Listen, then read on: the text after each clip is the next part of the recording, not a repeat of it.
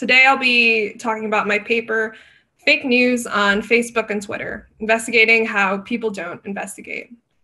And this is work I've done with Savanna and my advisor, Franziska Roesner.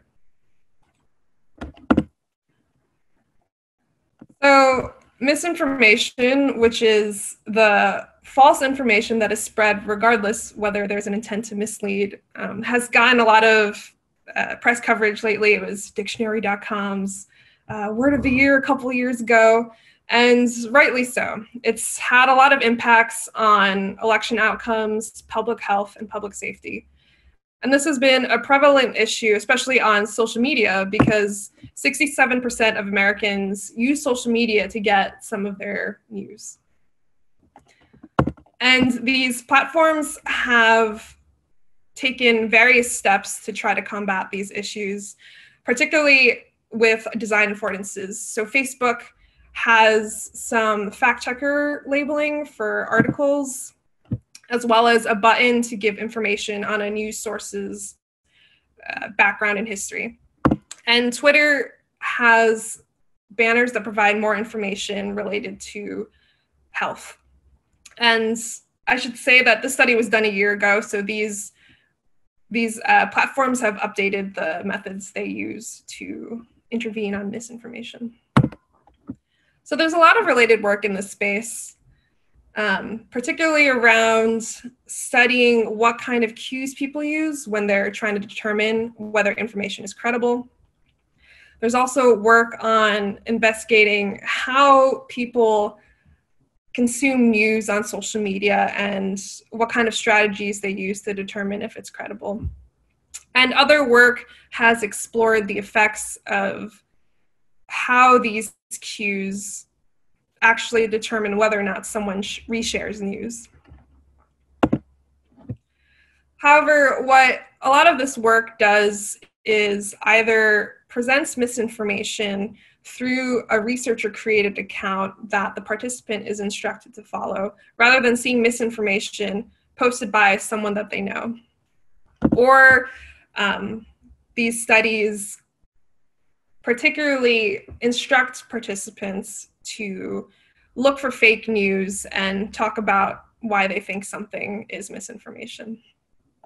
So this raised the question for us as researchers of how can we get a more natural understanding of how people interact with misinformation posts on their own feed.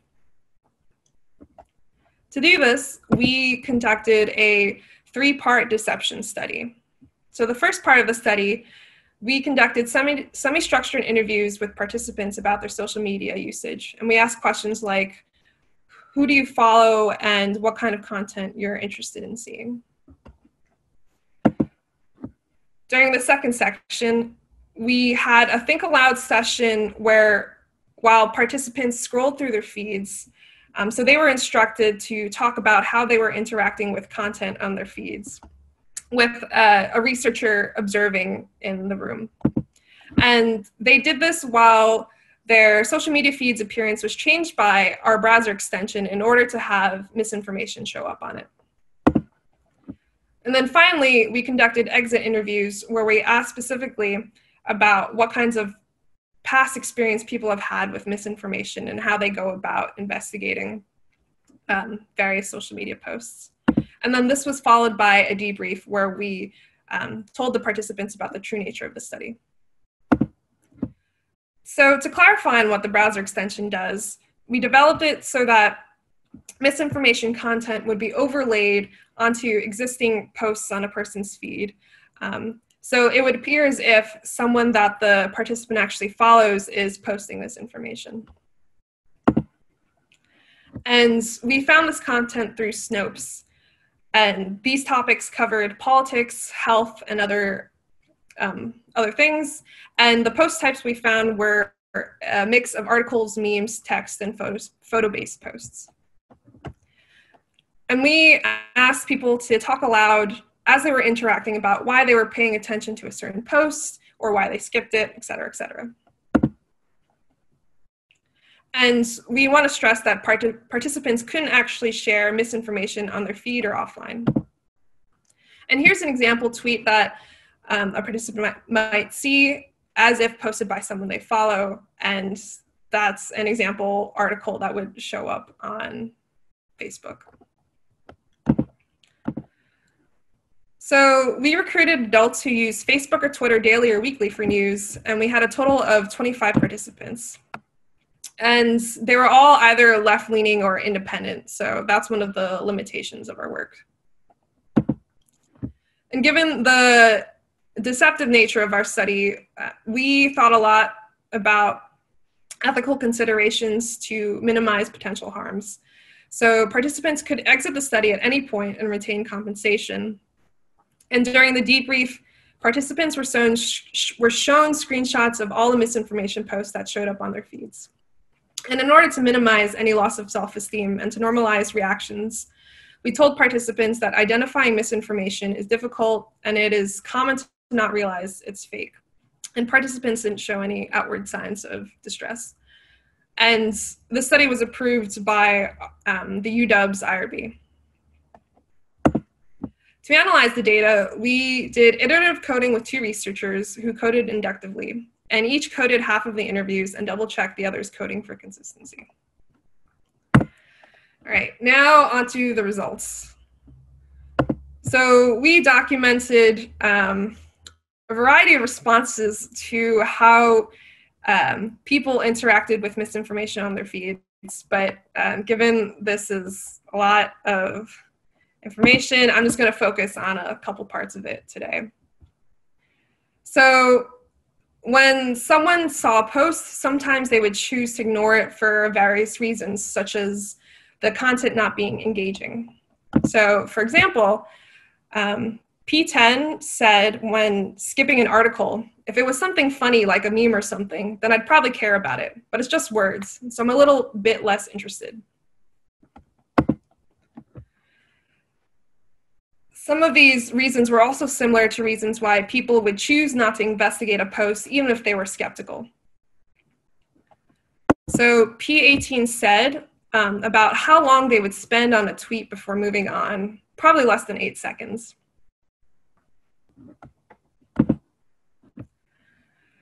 Some people did choose to investigate posts when they were skeptical. And there are various ways that they would do this, from investigating claims by Googling for more sources, or by evaluating the person who posted it, or by evaluating the news source of the actual post. So P24 said on investigating the news source, if it's like Al and Bob's website, I'm not going to click on it. If it's like CNN Bob or CNN South or something, I'm not going to click on it because they put CNN in it to make it seem factual where it isn't. But if it's like CNN.com, then I'll click on it. And P24 mentioned that he had learned this the hard way. He started checking for news sources after he believed a clickbaity headline that said a basketball player had been traded, but then ESPN disabused him of that notion. I also want to mention that while there were various affordances within social media that people did use to investigate posts, such as hovering over an icon to get context on what the background of the person is posting something, or looking at the comments of a tweet or a Facebook article to see if anyone has said, oh, this is untrue.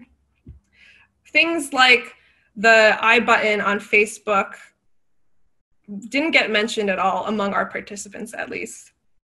So this button is basically used to show when an organization was founded and other contextual information to help people determine if something is credible. But among our participants, no one had said they'd used it, and most had said they had never noticed it at all, which sort of raises the question of the utility of these affordances if they're not large enough or visible enough for people to react to. Okay, now I will discuss some of our findings in terms of credibility heuristics, social media mental models, and future work in this space. So our work supports theory on how people use shortcut cues when they're not highly motivated. So oftentimes when people don't find information that's relevant to them, or they don't have enough time to put attention into really analyzing some information, they'll use sort of shortcut cues or heuristics in order to determine whether they believe it or not. And these range from, as I've mentioned some of them earlier, from using the news source or relying on their trust in the poster, finding multiple sources, so they would triangulate information, trying to determine if this is typical content coming from that poster, or if they thought misinformation looked like an ad, they would just skip it entirely. I do want to mention, though, that even though many of our participants self-reported during the exit interviews that they would use the news source to evaluate information, during the Think Aloud session, only P24 did so. No one else checked the news source URLs. And most tended to rely on trust in the poster rather than trust in the news source. We also found that many of our participants had surprisingly good mental models of their feeds. They had very strong ideas of what kind of content someone that they follow would post. And they were fairly aware when we had inserted misinformation into someone's post and it seemed out of place. And we find that this is an opportunity for social media platforms to design for debunking fake news for these types of attentive users. We also found that some of our participants follow news sites that they don't agree with their ideology or content. And this sort of contrasts with the idea that social media websites form ideological echo chambers where people only follow stuff they believe in. And yeah, just to repeat again, it didn't seem like any of our participants knew about the Facebook I button. But Twitter and Facebook have recently rolled out new misinformation interventions since the study. And while we didn't study any of that in this project, it's work that my team is currently looking at.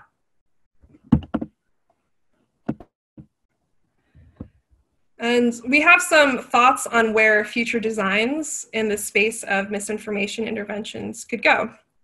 So affordances could potentially be designed to save suspicious posts for later if the user doesn't have time to investigate in the moment, or if they're on their phone and they find it difficult to investigate a post. And our work also raises future research questions. So UX for fact-checking may be most effective for targeting non-wary information consumers, rather than people who are extremely skeptical of institutions and social media websites. And this raises the question of what types of information consumers affect how interventions work for them.